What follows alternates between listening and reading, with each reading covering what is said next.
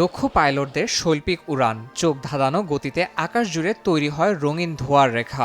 একের পর এক শৈল্পিক কৌশলে আকাশে চিত্র এঁকে বিমোহিত করা হয় উপস্থিত দর্শকদের। থাইল্যান্ডের আকাশে এই ভিন্নধর্মী প্রদর্শনীর আয়োজন করেছে চীনের বাই অ্যারোবেটিক টিম।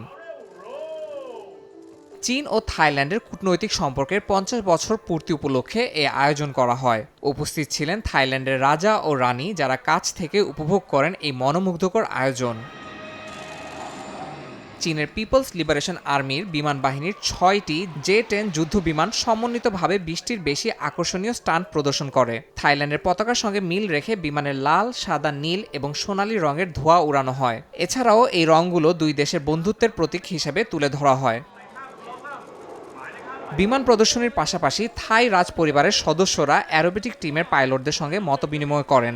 বিশেষ এই আয়োজন চীন ও থাইল্যান্ডের সম্পর্ককে আরও দৃঢ় করবে বলে মনে করছেন বিশ্লেষকরা।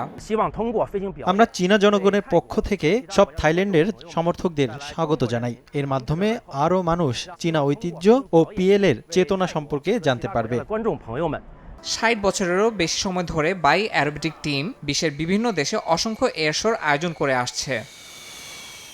ইয়াসিন মোহাম্মদ জিসান, সময় সংবাদ।